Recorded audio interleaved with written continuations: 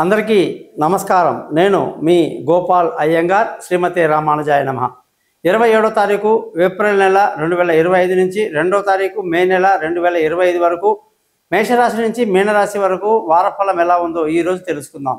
ఆదివారం నుంచి శనివారం వరకు, అమావాస్య నుంచి పంచమి తిథి వరకు, అలాగే అశ్విని నక్షత్రం నుంచి ఆరుద్ర నక్షత్రం వరకు ఈ వార ఫలాలు ఉంటాయన్నమాట. ఈ వారంలో ముఖ్యంగా అమావాస్య రోజు మొదలవుతుంది కాబట్టి పితృతర్పణం చాలా ముఖ్యంగా చేయించాలి. ఎవరికైతే తండ్రులు తల్లి ఎవరైతే లేరో వాళ్ళు వాళ్ళ యొక్క తల్లిదండ్రుల పేరు మీద గుడికి వెళ్ళి పూజారికి డబ్బులు ఇచ్చి మా పేరు తాతగారి తర్పణాలు వదలాలి అని చెప్తే వాళ్ళు అన్నీ చేసి పెడతారు. వాళ్ళు అడిగిన వివరాలు ఇస్తే చాలు. ఆ విధంగా పెద్దవాళ్ళ యొక్క ఆశీస్సులు మీ కుటుంబం మొత్తానికి ఉంటుందన్నమాట. ఈ వారంలో గ్రహస్థితి కానీ చూసుకుంటే చంద్రుడు మేషరాశి నుంచి మిథున రాశి వరకు ప్రయాణిస్తున్నారు. గురువు వృషభ రాశిలో సంచరిస్తున్నారు. కుజుడు కర్కాటక రాశిలో, కేతు వచ్చేసి కన్యా రాశిలో, శని శుక్ర బుధ రాహు గ్రహాలు మీన రాశిలో సంచరిస్తున్నారు. దీన్ని బట్టి 12 రాశులకు ఎలా ఉందో ఈరోజు తెలుసుకుందాం. మీరందరూ కూడా ఈ ఛానల్ని సబ్స్క్రైబ్ చేయడం మీ బాధ్యతగా తీసుకోండి. అలాగే జ్యోతిషం కొరకు నన్ను కాంటాక్ట్ చేయండి. మీ పేరు, date, time, place of birth ఈ నెంబర్కి వాట్సాప్ చేస్తే నేను మీ జాతకం మొత్తం రెడీ చేసి మీతో 20 నిమిషాలు ఫోన్లో మాట్లాడి పరిహారాలన్నీ చెప్పి జాతకాన్ని పీడిఎఫ్ చేసి మీకు పంపడం జరుగుతుంది.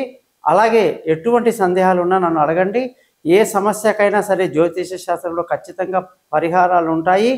సింపుల్గా ఉండాలి. పరిహారం కూడా ఎప్పుడు జాతకాన్ని పాజిటివ్గా చెప్పాలి, సంతోషకరంగా చెప్పాలి.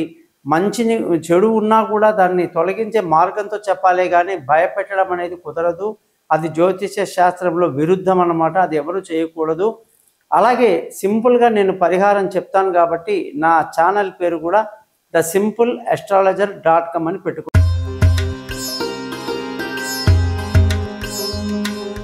ధనుసు రాశి వాళ్ళకి 27వ తారీఖు ఏప్రిల్ నెల 2025 నుంచి 2వ తారీఖు మే నెల 2025 వరకు ఈ వారం అంతా కూడా ఎలా ఉందో చూద్దాం. ఈ వారంలో మీకు అందరికీ కూడా చాలా ఉత్సాహంగా ఆనందంగా ఈ వారం మొదలవుతుంది. సంతోషకరంగా ఉంటుంది. శని బలం బాగా ఉంది. శుక్రుడు, శని, బుధ, రాహు అందరూ కూడా 4వ ఇంట్లో ఉండడం కూడా మీకు దాని ఫలితాలు బాగున్నాయి. ముఖ్యంగా మానసిక ధైర్యాన్ని బాగా కలిగి ఉండాలి. అలాగే విందులు వినోదాల్లో పాల్గొంటారు. ఎంతో అనుకూలమైన సంతోషకరమైన వాతావరణం అనేది కనబడతా ఉంది. ధన ఆదాయం చాలా బాగుంది. కుటుంబ సంతోషం బాగుంది. పిల్లల యొక్క చదువు మీద ఎక్కువ కాన్సన్ట్రేట్ చేస్తారు. తెలివైన నిర్ణయాలు తీసుకుంటారు. బంధువుల స్నేహితుల సహాయ సహకారాలు పెద్దగా లభించినప్పటికీ మానసిక స్థైర్యాన్ని బాగా కలిగి ఉండి ముందుకు వెళ్తారు. విలువైన ఆస్తులు, భూములు, వాహనాలు ఏదైనా సరే కొనడానికి ప్రతికూలతలు ఎక్కువ ఉన్నాయి కాబట్టి జాతకాన్ని చూపించుకున్న తర్వాత ఇన్వెస్ట్ చేయటం మంచిది. పిల్లల చదువులు, వాళ్ళ ఆరోగ్యము, వాళ్ళ యొక్క దూర ప్రయాణాల మీద ఎక్కువగా ఆలోచించాలి. తొందరపాటు పనికిరాదు. అనేక రకాల ఇబ్బందులు, ఆటంకాలు ఉంటాయి కాబట్టి జాగ్రత్త ప్రయాణాలప్పుడు ముఖ్యంగా. అలాగే స్పోర్ట్స్లో ఉన్న వాళ్ళు చాలా కష్టపడాలి. అంత అనుకూలంగా లేదు. తెలివి తక్కువ నిర్ణయాలు ఎక్కువ తీసుకునే అవకాశాలు కూడా లేకపోలేదు. ఆరోగ్యం పట్ల శ్రద్ధ వహించాలి. ఆహార నియమాలు పాటించాలి. శత్రువుల మీద కన్నేసి ఉంచాలి. రుణబాధలు లేకపోలేదు. భార్యాభర్తల మధ్య చక్కటి సయోధ్య కలిగి సంతోషంగా ఆనందంగా గడుపుతారు. ముఖ్యంగా పార్ట్నర్షిప్ బాగా కలిసి వస్తుంది. దూరంగా ఉన్న భార్యాభర్తలు కలుసుకుంటారు. పెళ్లి కాని వాళ్ళకి శుభవార్తలు ఉంటాయి. ప్రేమికులకు ఎంతో అనుకూలమైన వాతావరణం ఈ వారం కనిపిస్తూ ఉంది. అదృష్టంగానే చూసుకుంటే ఈ వారం మంచి అదృష్టం ఉంది. తండ్రి పెద్దల ఆశీస్సులు బ్రహ్మాండంగా ఉన్నాయి. ధర్మ మార్గాన్ని పక్కాగా పాటిస్తారు. అలాగే అదృష్టవంతులు అవుతారు. ఉద్యోగపరంగా చూసుకుంటే మంచి ప్రమోషన్లు, ఇంక్రిమెంట్లు, పై అధికారుల ప్రశంసలు, కొత్త ఉద్యోగంలో అవకాశాలు అనేకంగా కనిపిస్తున్నాయి. కొత్త ఉద్యోగంలో చేరడానికి కూడా అనుకూలంగా ఉంది. నిరుద్యోగులకు శుభవార్తలు ఉంటాయి. వ్యాపారంలో మంచి లాభాలతో ఈ వారం అంతా ముందుకు దూసుకు వెళ్తారు. ఫుడ్ ఇండస్ట్రీలో ఉన్న వాళ్ళకి పట్టిందల్లా బంగారమే.